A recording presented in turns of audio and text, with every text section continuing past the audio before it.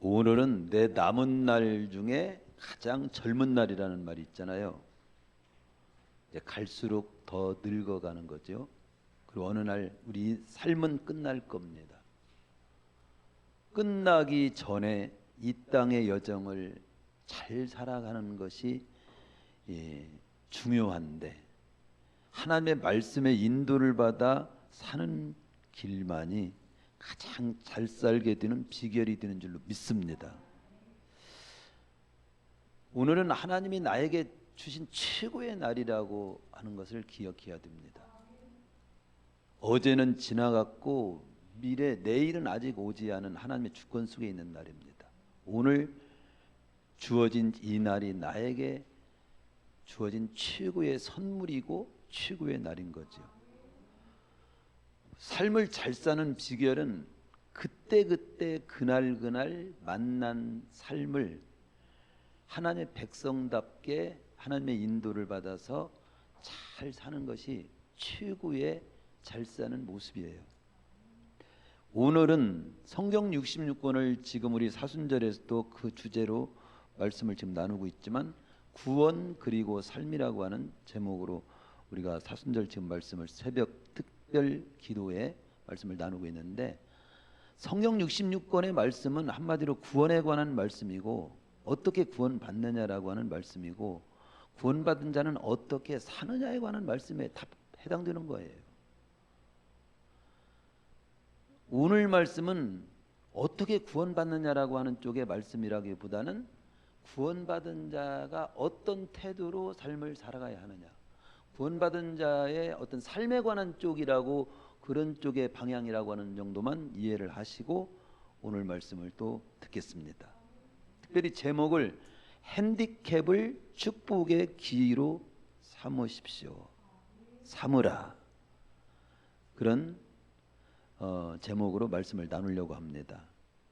이 핸디캡이라고 하는 말이 뭔 말이냐면, 어떤 불리한 조건을 말합니다. 불리한 조건, 악조건, 어떤 장애, 어떤 곤란한 점, 어떤 나에게 불이익이 되는 것 같은 일, 방해되는 점, 어떤 열등감, 이런 것들이 핸디캡입니다. 내 자신에게 특별히 불리하게 작용하는 어떤 여건이라고 국어사전은 그렇게 표현합니다. 내 자신이 안 좋게 여기는 부분, 좀 부끄럽게 생각하는 부분, 창피스럽게 생각하는 부분, 약점이라고 생각하는 부분, 열등의식을 느끼는 부분, 이게 핸디캡이에요. 두 다리를 여러분 묶어놨다고 봅시다. 묶어놓은 상태에서 힘있게 뛰어 이렇게 하면 여러분은 무슨 생각을 하겠어요? 뭐부터 해야 될 것 같아요? 묶어놓은 다리부터 풀어야지요. 많은 사람들이 이 핸디캡에 묶여가지고 삶을 삶답게 못 사는 사람들이 너무 많더라는 것을 삶의 현장에서 보게 됩니다. 특별히 우리 그리스도인들조차도 핸디캡에 묶여서 제대로 된 삶을 못 살고 있는 모습을 보게 돼요. 그러면서 똑같은 핸디캡이 있어도 어떤 사람은 그 핸디캡에 묶여가지고 삶이 망가지고 패배하고 병들어가는 사람이 있고, 어떤 사람은 그 핸디캡이 똑같이 있지만 바람직한 방향으로 역동적으로 건강하게 승리하는 삶 쪽으로 풀어가는 사람이 있더라는 겁니다. 사람마다 핸디캡이 없는 사람이 없어요. 말치라고 하는 심리학자의 말을 빌리면 95%의 사람들이 무엇인가의 약점 때문에, 열등감 때문에 거기에 빠져 있다는 그런 말을 했어요. 한 가지 이상 약점, 부족함, 장애물, 부끄럽게 느끼는 어떤 점들, 창피스럽게 생각되는 부분들, 내가 생각할 때 약점이라고 느껴지는 부분들이 다 있다는 사실입니다. 이게요. 아니, 100% 있어요. 하나님만 없어요. 그러나 성공적인 삶을 사는 사람들은 약점이 없는 사람들이 아니라 약점을 잘 극복하고 그것을 잘 다스리는 사람들이에요. 특별히 우리 그리스도인들도 다 핸디캡이 있거든요. 그런데 우리 그리스도인들이 하나님의 구원받은 백성들이 핸디캡을 어떻게 해석하고 어떻게 극복하며 다스리며 승리와 축복된 삶으로 갈 것인가에 대한 그런 부분들은 여러분 개인적으로도 많이 이미 학습하고 깨닫고 잘 해나가는 사람이 있겠지만, 다시금 우리로 하면 상기시키는 부분은 그런 부분에 아직도 매여있는 분들, 아직도 그런 부분들이 또 그것을 성숙하게 하고 있다고 해도 아직도 그런 부분들이 온전하게 회복되지 못한 부분이 있기 때문에 저를 세우셔서 오늘 핸디캡을 잘 해석하고 하나님 백성답게 극복하고 그리고 승리와 축복된 삶으로 갈 수 있도록 하기 위해서 저를 세운 줄로 믿습니다.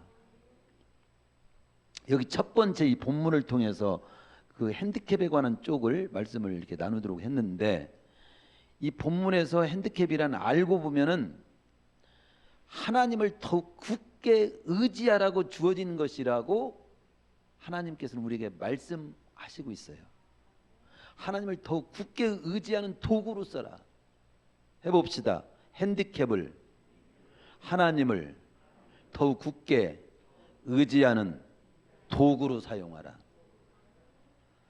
여기 사사 에웃이라고 하는 사람이 나오거든요. 15절에 보면 게라의 아들 왼손잡이 에웃이라고 이렇게 소개되고 있습니다. 에웃. 왼손잡이 에웃입니다. 왼손잡이 이 에웃, 왼손잡이가 바로 그게 핸디캡이에요. 즉 그냥 단순히 왼손잡이가 아니라 오른손을 못 쓰는 불구자라고 하는 그런 의미가 그의 왼손잡이라는 말 속에 원문에는 들어 있습니다. 오른손을 쓰지 못하는 에웃으로 기록되어 있어요. 원문에는. 오른손을 못 쓴다고 하는 것은 불구자잖아요. 장애인이잖아요. 그게 핸디캡인 거예요. 그러나 하나님은 그 오른손을 못 쓰는 그 에웃을 통해서 이스라엘을 구한 겁니다. 모압 왕 에글론을 통해서 에글론 압박을 받고 있었는데, 그런 압박을 당하고 있는 이스라엘 민족을 구하는 일에, 그것도 성한 사람도 아니고 왼손잡이, 그것도 그냥 왼손잡이가 아니라 오른손을 제대로 쓰지 못하는 에웃이라고 하는 인물을 들어서서 이스라엘 백성을 구원하는 일에 썼단 말이죠. 근데 구원하는 일을 쓰게 된 인물이 되기까지 바로 에웃은 자신의 핸디캡을 잘 극복했다는 거죠. 오른손을 못 쓰는 불구를 극복하고 대신 왼손을 극대화함으로 오른손을 못 쓰는 핸디캡을 극복한 겁니다. 어느 성경학자는 그렇게 말합니다. 에웃은 오른손을 못 쓰는 단점 때문에 하나님을 더 의지했고 하나님은 그의 오른손이 되주셨다. 그렇습니다. 여기서 우리가 들어야 될 메시지는, 발견해야 될 메시지는 뭐냐면, 오른손을 못 쓰는 약점 때문에 기죽지 말고, 창피스럽게 생각하지 말고, 열등감을 느끼지 말고, 그것 때문에 패배의식을 가지고 살지 말고, 숨어 살지 말고 그대로 인정을 해. 그러면서 하나님을 더욱 바라보고 하나님을 더욱 의지하고 나갈 때 하나님이 그의 오른손이 돼주고 오른팔이 돼주심으로 역사를 크게 이루는 쪽으로 가라 이 말이죠. 우리는 각자 핸디캡이 다 있어요. 지금 다 한 가지씩 말하면 즉시 다 있어. 창피스러워서 말하지 않을 뿐이지.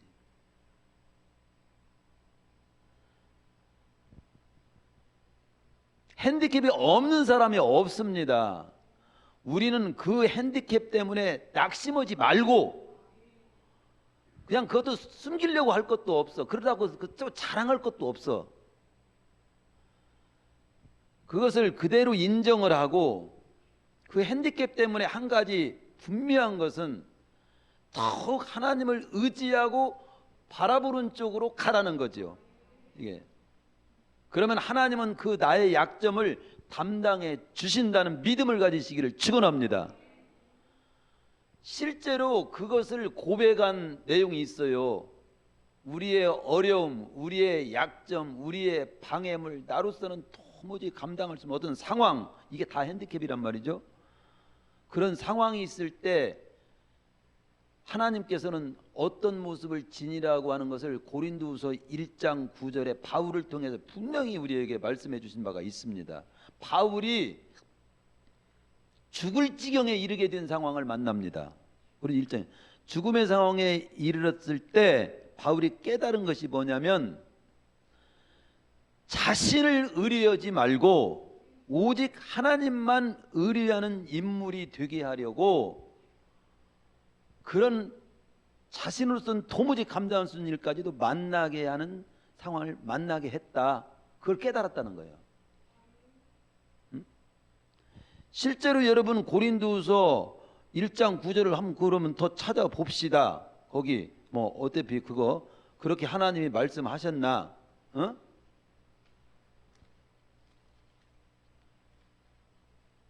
고린도서 1장 9절을 읽어보세요.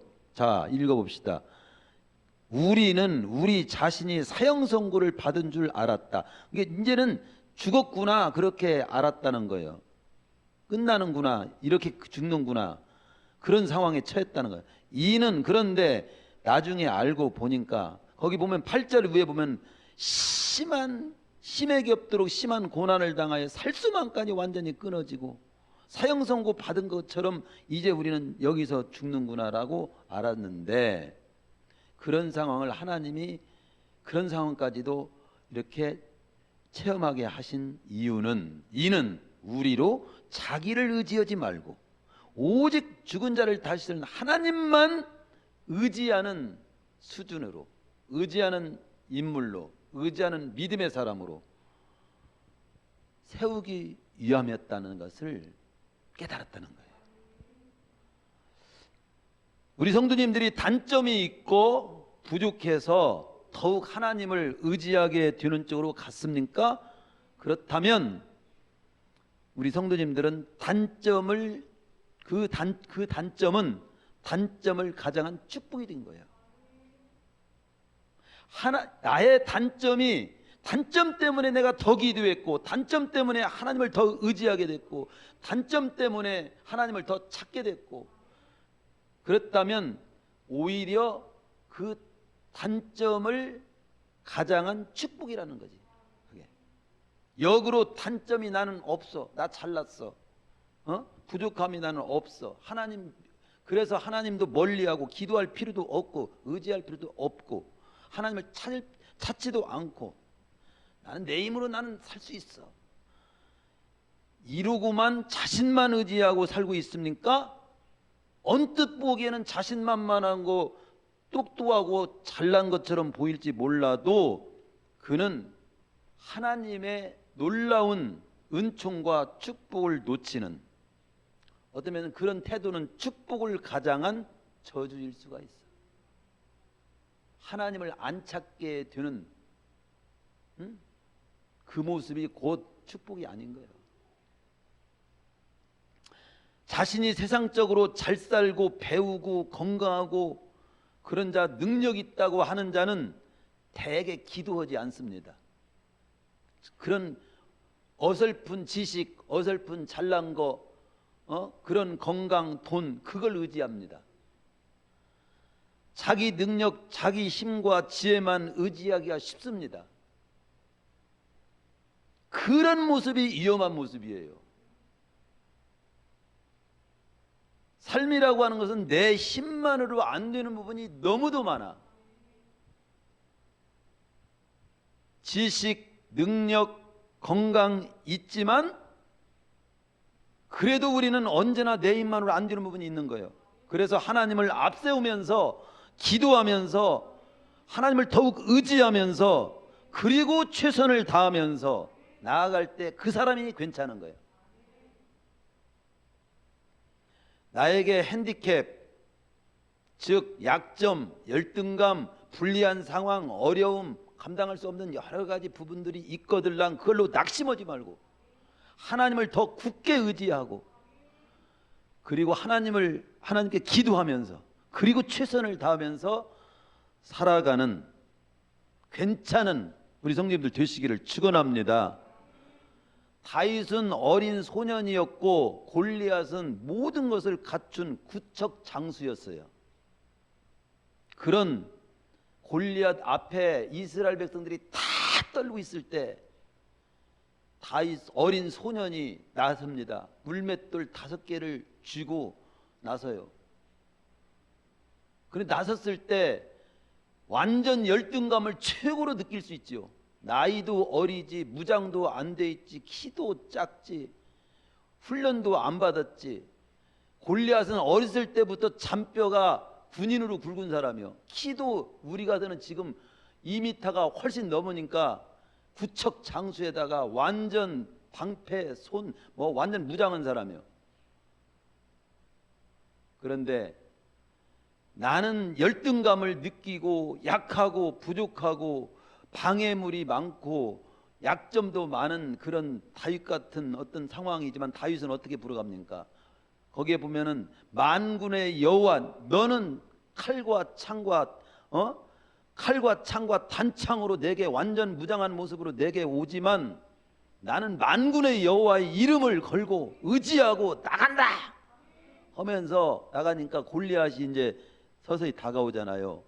그러니까 다윗이 물맷돌 하나를 꺼내가지고 물매에다 해가지고 던집니다. 던지는데 이마에 박혀버렸어. 이마에 돌이 박혔는데 장수면 뭐예요? 그냥 쓰러졌죠. 칼도 없었어. 골리앗 칼을 빼가지고 목을 쳐서 그 머리를 허리춤에 메고 예루살렘으로 돌아온 사람이 다윗이요. 하나님을 굳게 생각해보면 나는 1밖에 안 된다. 그래도 1 플러스 하나님은 완전히 되는 거예요. 나는 100밖에 안 된다. 나머지 1000만이 다 될 수 있어. 근데 내가 만이라고 할지라도 억이라고 할지라도 하나님 없는 건 언제나 부족해. 그런데 나는 언제나 부족해도 하나님하고 나하고 하나가 되면 언제나 최고가 되는 거예요. 나는 언제나 약해도 내 약한 것이 어느 정도 되는 건 상관없어.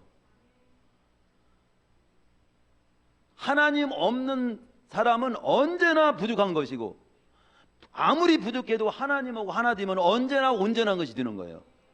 이 산수를 배우시기를 축원합니다. 그렇다고 기도만 하고 자신은 아무것도 안 하는 사람이 있어. 이런 사람이 염려되는 부분은 뭐냐면 하나님이 알아서 다 해주심으로 자기는 손 하나도 까딱하지 않아도 된다는 사고방식인데 그건 건강한 믿음이 아닙니다. 믿음이라고 하는 것은 때로는 홍해를 가를 때처럼 너희는 하나님이 어떻게 하는가 쳐다보고만 있으라 전적으로 해주시는 때도 있지만 언제나 그렇게 역사하시지 않습니다. 저번에도 말씀드린 것처럼 기독교 윤리학자 라인홀드 니버의 기도처럼 해야 할 때가 있는데 그게 뭐냐면 주님 제가 변경시킬 수 없는 것은 그것을 받아들일 수 있는 마음의 평화를 주시고 제가 변경시킬 수 있는 변화시킬 수 있는 일에 대해서는 그것에 직면하여 바꿀 수 있도록 도전하고 실천하고 노력하는 용기를 주옵소서.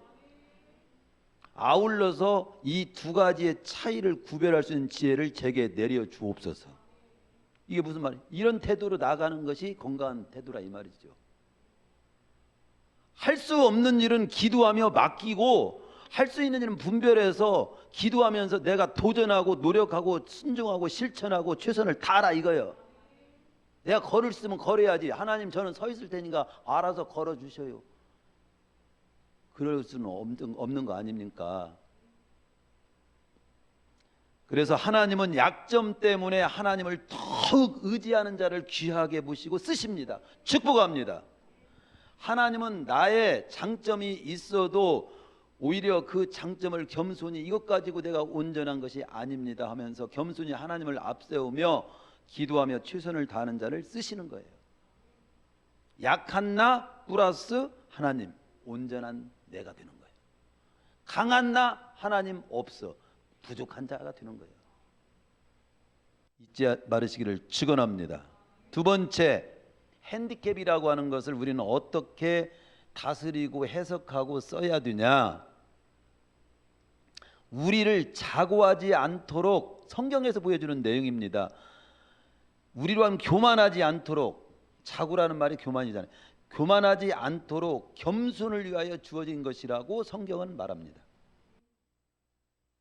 겸손케 만드는, 나를 겸손한 인격으로 이렇게 갖추게 하는데 쓰는 재료가 핸디캡이에요. 나의 약점이나 부족함이야. 고린도서 12장 7절에 대표적으로 바울이 그렇잖아요. 바울이 분명히 바울의 육체에 가시가 있었어. 곧 사단의 사자를 주셨다. 이는 나를 쳐서 너무 자고하지 않게 하려 하심이라는 사실을 깨달았다. 어? 교만하지 않게 하려고. 여러분요, 지금 여러분 가지고 있는 약점 없으면 볼만한 사람들 될 사람 많아. 그래도 여러분 약점이 있어가지고 그래도 길을 죽여놔갖고 이 정도로 있지. 응? 그렇지 않으면 교만, 아주 보기 싫은 모습으로 교만 떨고 당하다가 아예 더 큰일 당하고 더 일찍 죽을 사람 많아. 저는 하나님께서 20대 가장 팔팔할 때 숨통을 그냥 탁 쳐가지고 그때 기를 팍 죽였어. 제가 20대 때는 야망이 막 대단했어요. 근데 야망이 대단한다고 누가 알아주는가 안 하지 않아도 야망이 대단했어요. 서울로 제가 올라갈 때까지만 해도 책 몇 권만 들고 올 때 교통비를 필요 없어. 나는 성공해서 돌아오니까, 금이환영하고 돌아오니까. 돌아올 때 제가 죽을 몸이 되어갖고 돌아왔어. 33살에 다시 한번 죽음의 상황을 만났습니다. 완전히 죽었어. 20대부터 33살까지가 최고로 팔팔한 때예요. 최고로 팔팔한 때 저를 쳐서 어떤 면에서는 다행히 지금 이 정도 모습이 된 거예요. 그때 반대 안 죽여놨더라면 저는 이미 교만 떨다가 세상으로 잘 뛸 수는 있을지 모르지. 잘 떼가지고 교만 떨다가 지금 여기 없을지도 몰라. 지금 생각하니까 그래요. 이 정도 겸손한 건 그렇게 가장 젊었을 때 쳐놨기 때문에 그래요. 지금 생각하니까. 그 당시는 고통이고 눈물이고 나에게 왜 이런 일이, 이렇게 생각했지만 지금 생각하니까 나를 쳐서 너무 자고하지 않게 하려 하심이라고 바울이 고백했던 그 고백이 저도 그렇게 나와. 본문 1절에서 6절까지 말씀도 보면 하나님께서 그 이스라엘 백성들을 갖다가 주위에 여러 열국들을 남겨둬 가지고 이스라엘 백성을 괴롭히게 놔둔 거예요. 12절에 보면은요, 이스라엘 자손이 사사기 3장 12절에 보면 이스라엘 자손이 또 여호와의 목전에 악을 행하니라.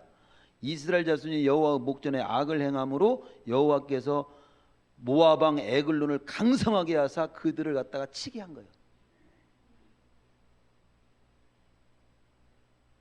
그래서 모압 왕 에글론이 암몬과 아말렉 자손을 모아가지고 연합으로 와가지고 이스라엘을 쳐서 종려나무 성읍을 점령했다고 나옵니다. 그래가지고 18해 동안 이스라엘 자손이 그 모압 왕 에글론을 섬기면서 온갖 굴욕을 타당하는 고통을 당하게 한 겁니다. 이게 뭡니까? 한마디로 이스라엘 백성들이 이스라엘 주위에 여러 열국들을 남겨두신 이유는 4절에 보면 그렇게 나와요. 4절 3장 4절이면 남겨두신 이 이방 민족들로 이스라엘을 시험하사 여호와께서 모세를 통하여 그들의 조상들에게 이르신 명령들을 순종하는지 알고자 하셨더라. 이 무슨 말입니까? 이스라엘 백성들이 하나님을 잘 섬기는지 아니 섬기는지 도구로 남겨놨다는 거예요. 한마디로 더 표현한다면 하나님을 잊어버리고 살지 않도록 하기 위해서 막대기로 쓰시기 위하여 열국을 주위에 세우셨다는 겁니다. 목자가 양을 이끌 때 양이 곁글로 가면은 바로 가도록 하기 위해서 쓰는 도구가 지팡이하고 막대기입니다. 여기서 우리는 중요한 영적 원리를 발견할 수 있어야 됩니다. 그게 뭐냐면 여러분 주위에도 여러분 속을 갖다가 아주 괴롭히는 사람이 있어. 어떤 사람은 시어머니, 어떤 사람은 며느리, 어떤 사람은 친구, 어떤 사람은 직장 상사, 어떤 사람은 직장 밑에 있는 사람이 내 속을 갖다가 더 힘들게 만들어. 근데 겉으로는 힘든 것 같아도 알고 보면은 그게 사람 막대기야. 나를 괴롭히는 사람, 나를 괴롭히는 어떤 어려운 뭐 경제적인 문제, 질고 같은 거, 또 여러 가지 그 나로서는 생각지 못했던 어려운 일들 등은 바로 나를 바로 세우기 위한 하나님이 세우신 열국과 같은 막대기들로 우리는 생각할 필요가 있다는 것을 우리는 알아야 됩니다. 내게 다가오는 어려움이나 시험은 그런 어려움들을 통해서 나를 바로 세우기 원하시는 하나님의 뜻이 그 속에도 들어있어. 따라서 우리는 어려울수록 낙심하는 쪽, 반항하는 쪽, 왜 그런 왼수 같은 놈들, 정말로 당장이라도 막 어떻게 하고 싶은 그런 사람들을 주위에 있는가, 이렇게만 풀어가지 말고 겸손히 하나님 바로 섬기고 겸손한 인물로 나를 세우려고 이렇게 막대기로 쓰시는 건 아닌가, 이렇게도 생각해 봐야 돼. 때로는 어려움을 줌으로써 하나님을 찾게도 하는 그런 역사를 이루시기도 하십니다. 사람이 망하는 여러 이유 가운데 하나가 뭐냐면 교만 때문에 망해요. 그리고 고집 때문에 망합니다. 그런데 그 고집이나 교만은 철저한 어려움이라든가 이렇게 고통이라든가 이런 것들을 통해서 완전히 깨집니다. 도구가 그런 어려움을 당해야 그런 고집이 깨져요. 교만이 깨집니다. 겸손하게 되는 거예요. 그래서 하나님은 나를 교만하여 망하는 길 가기보다는 그런 핸디캡, 어떤 어려움, 그런 고통 이런 것들을 인해 가지고 나를 겸손하게 만들어서 더 큰 하나님의 은혜와 축복의 그런 사람으로 인도하시기를 원하셔서 부분적으로 이런 어려움을, 핸디캡을 허락할 때가 있다는 것이죠. 그리고 우리는 나에게 이런 핸디캡이 되는 그 부분들을 통해서 딴 거 없고 내가 더 겸손해야지, 이런 쪽으로 풀으면 최고 잘 풀어가는 태도예요.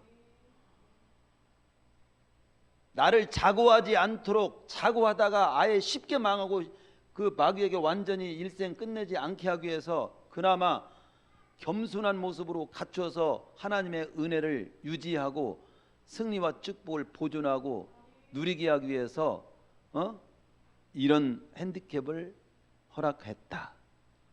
내가 더 겸손한 모습으로 이 어려움을 써야지, 이런 쪽으로 풀어가라 이거죠. 구원받은 우리 하나님 백성들이 우리에게 부딪히는 모든 핸디캡을, 어려움을, 어려운 환경을, 또 힘든 그 상황을 하나님을 더 굳게 의지하는 도구로 쓰시고, 기회로 쓰시고, 나를 더 겸손케 하는 도구로 쓰시고, 도무지 소화할 수 없는 사람 만나서, 그건 뭐냐면 여러분 속이 좁기 때문에 그래요. 속을 넓히라고 도무지 소화하기 어려운 사람 만나는 거예요. 여러분 아직도 소화하기 어려운 사람이 있습니까? 아직도 내가 그 부분까지, 그 사람까지도 품을 수 있는 속이 지금 못 되기 때문에 그런 거예요. 여러분 세모하고 동그라미하고 네모가 같이 사는 법은 뭐라고 했죠? 언제나 안 맞아. 세모하고 네모하고 동그라미는 언제나 안 맞아. 맞출 수가 없어. 근데 같이는 살아야 돼. 그 같이 사는 비결은 하나가 커야 돼. 닮는 수밖에 없어. 커가지고 닮는 수밖에. 지긋지긋하게 남편이 안 맞아. 그렇게 말하는 아내, 당신이 속이 좁은 거예요.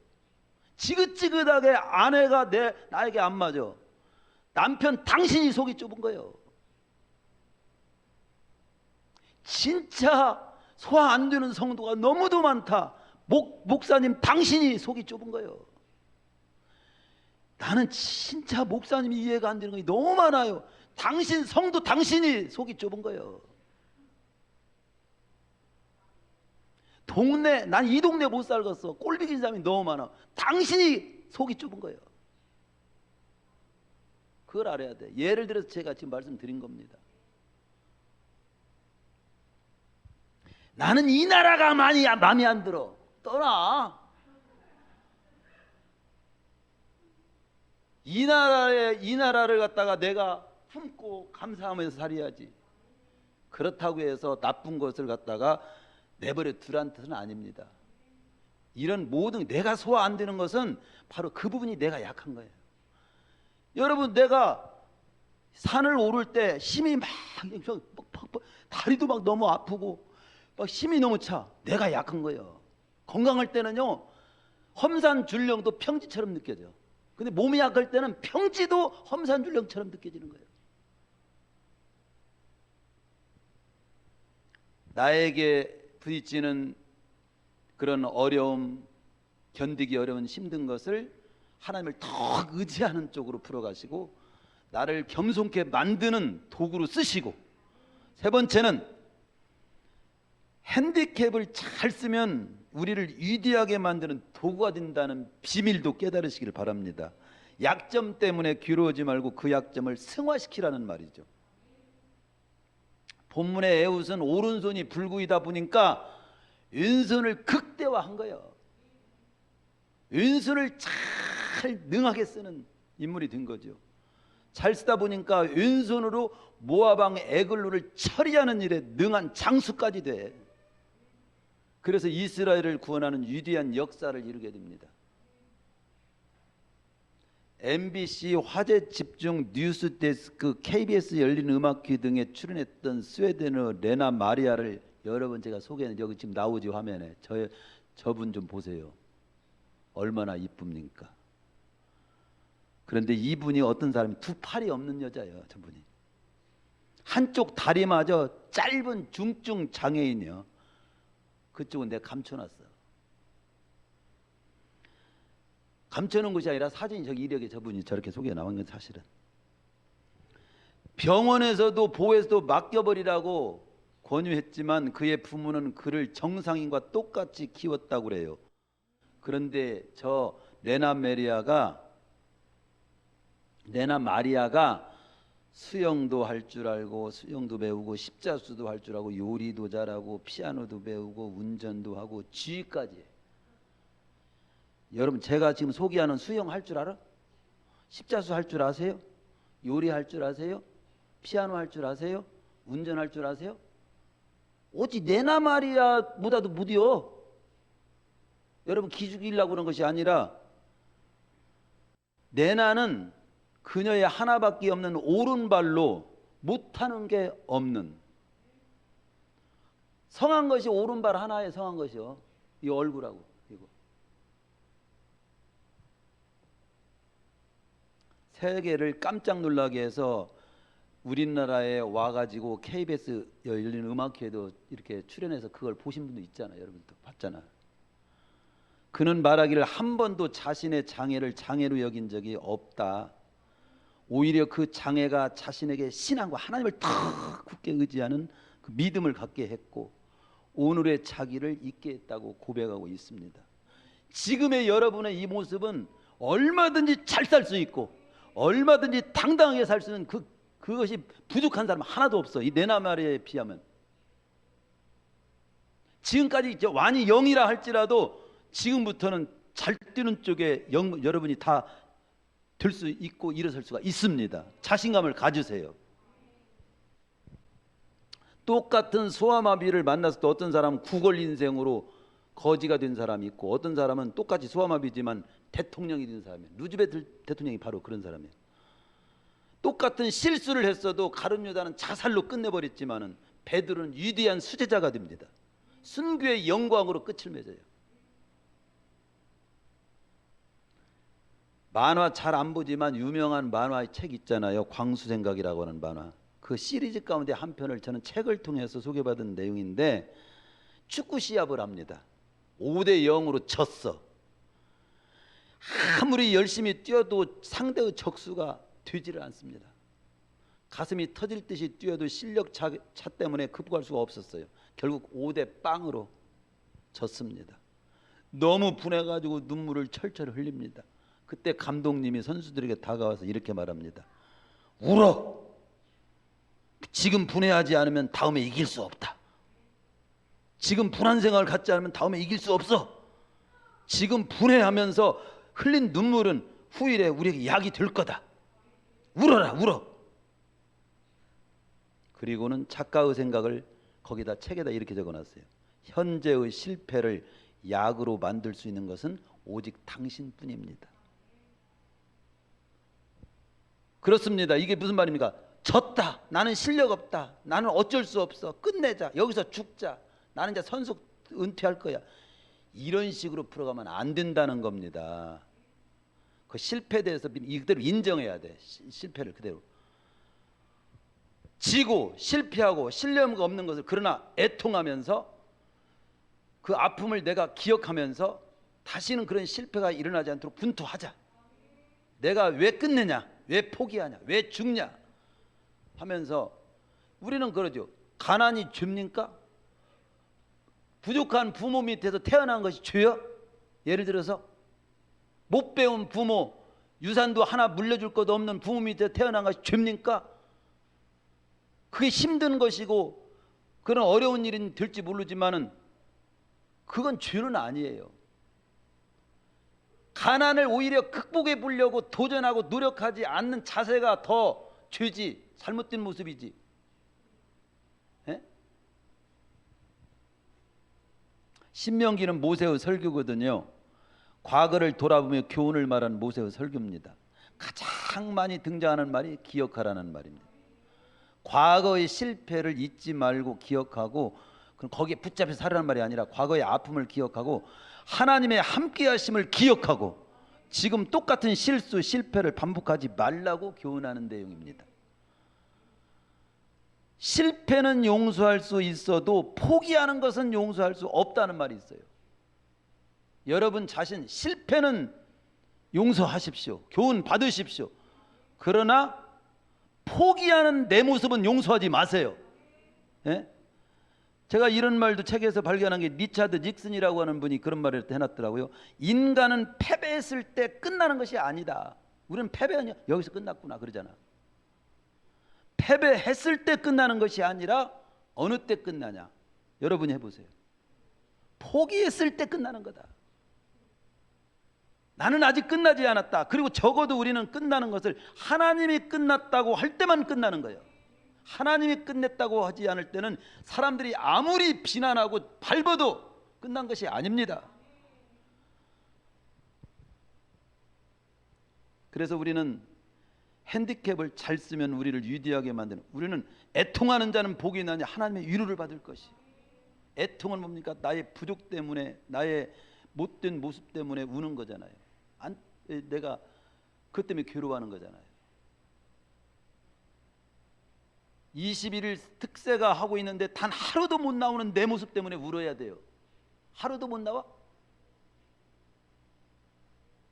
한번 그런 것부터도 이런 자그마한 하나 가지고 도전 한번 해보세요. 주님은 나를 십자가에 못 박아 죽기까지 하셨는데 그 주님의 고난에 한번 동참하는 마음으로라도 한번 힘든 일 한번 해보자. 어려운 일 한번 해보자. 이런 마음으로 해보면요 어려운 거 없어요. 택시값이 든다고? 대전 동쪽에서 여기까지 얼마나 들어? 한번 내가 3만 원 들고 한번 와보자. 그것도 헌금이요. 택시비 주님을 내가 예배하고 기도하기 위해서 택시값 들어서 왔다. 그것도 여기 따른 바치지 않았어도 헌금이에요. 하나님을 바라보고 쓴 돈은. 한번 해보시기를 축원합니다. 여러분을 판단하는 것이 아니요. 한번 도전해 보세요. 마지막으로 하나님은 10가지 약점이 있어도 지극히 작고 평범한 한 가지 장점을 가진 나를 귀하게 보시고 그걸 쓰셔서 위대한 역사를 이루시기를 원하시는 분이십니다. 이 지구상에 똑같은 인물로 한 사람도 없어. 너는 너대로 인정한다는 거야. 너는 너대로 인정해. 다른 사람이 볼 때는 뭐 쓸모 있는 것이 한 구석도 없는 것처럼 보일지 몰라도 한 구석이 없는 사람은 아무도 없습니다. 단 한 구석 이상은 다 있어. 죽은 사람만 못 써. 다른 사람에 비해서 나는 재능도 없고 잘하는 것도 없다고 비교하면 안 됩니다. 열등감 느끼면 안 돼요. 낙심할 필요가 전혀 없습니다. 하나님이 맡긴 것에 충성하면 그것을 최고로 봐주시는 분인 것을 잊지 마시기 바랍니다. 나는 공부도 못해요. 괜찮아요. 달리기 잘하면 돼요. 난 달리기도 못해요. 손기술이라도 있잖아. 그것도 또 있어. 찾아봐. 내가 할 수 있는 것을 하면 돼. 우리 주님 달란트 비유에서 많이 받았느냐로 따집니까? 네 가지고 있는 것을 어떻게 쓰느냐로 따지지. 걸을 수 있으면 걸어, 볼 수 있으면 봐, 말할 수 있으면 말하고. 하나님은 어떻게 평가하십니까? 얼마나 많이 가졌는가로 평가하지 않고 내게 주어진 걸 어떻게 썼느냐로 평가하는 거예요. 2달란트 바쳤어도 있는 그대로 최선을 들였기 때문에 우리 집은 최고 많이 바쳤다고. 2랩돈 헌금을 바쳤어도 최고 많이 바쳤다고 한 것은 그 있는 것을 최선을 다해 썼기 때문에 그렇습니다. 여기 31절 한 구절 다 같이 읽어보세요. 시작. 그날의 모압이 31절 에훗 후에는 하나스 아들 삼갈이 있어 소문은 막대기로 블레셋 사람 600명을 죽였고 그도 이스라엘을 구하였더라. 여기 사사 한 사람이 더 등장하거든요. 삼갈. 앞에 있는 에훗에 비하면 삼갈은 너무 초라해. 예? 에훗은 호를 단신 적진에 들어가서 모압 왕을 죽이고 나팔을 불어서 이스라엘 모아서 자그마치 10,000명을 죽였다고 나옵니다. 그런데 여기 삼갈은 소모는 막대기로 600명을 죽인 거예요. 그런데 성경은 뭐라고 하냐면 그도 이스라엘을 구원한 인물이다. 10,000명을 구원한 에훗 같은 사람만 사사라고 하지 않고 구원한 사람이라고 하지 않고 600명을 죽인 삼갈 같은 소모는 막대기로 600명을 죽인 삼갈도 그도 이스라엘을 구한 사람이다. 막 대단하게 교회에 막 엄청나게 헌신하고 앞에서 우리가 누구나 다 알아줄 수 있게 활동하고 전국적으로 이름이 나 있고 이런 것도 헌신하는 것이라고 볼 수 있고 귀한 것이라고 볼 수 있지만 보이지 않게 내가 교회 나가다가 얻어지는 것 청소하는 것도 그것도 하나님을 섬긴 것이 돼. 이것은 무엇을 말합니까? 용맹스럽고 큰 것도 하나님은 쓰시고 귀하게 여기시지만 지극히 작고 평범한 일을 통해서도 하나님은 일하실 뿐만 아니라 귀하게 여기신다는 사실입니다. 여러분에게 주어진 거, 지극히 초라하게 보이는 거, 결코 그걸로 비교당하지도 말고 비교하지도 말고 하나님 앞에서 그 귀한 것을 아름답게 더 개발하고 그걸 내어드려서 쓰십시오. 개발하십시오. 장점을 극대화하십시오. 한마디만 드릴게요. 유대에 전해 내려오는 랍비 주사라고 하는 분이 이런 말을 남겼어요. 천국에 가면 너는 왜 모세처럼 살지 않았냐? 이런 질문을 받지 않을 거다. 다만 왜 너는 주사처럼 너처럼 살지 않았느냐? 그런 질문을 받을 것이다. 즉 다른 사람과 비교하지도 말고 비교 당하지도 말고 내 모습 이대로를 잘 다듬고 그리고 하나님 보시기 아름답게 내어드리는 그 삶을 귀하게 본다는 것이고 귀하게 쓰신다는 것이고 그게 성경에서 가르쳐주는 우리가 지녀야 할 태도라는 겁니다. 당신의 모습을 극대화하십시오. 못하는 거, 약점, 뭐 안 되는 거, 그거에 대해서 말고 여러분 잘할 수 있는 거, 할 수 있는 것을 극대화하세요. 그걸로 먹고 사세요. 먹고 살게 하십니다. 그리고 그것으로 충분히 다른 사람이나 교회와 하나님께 유익한 인물이 되는 거예요. 100가지 99가지 약점이 있고 한 가지 나는 장점이 하나밖에 없다고 하면 그 한 가지를 극대화하세요. 하나님은 그걸 쓰십니다. 그렇게 살으라고 말씀하십니다.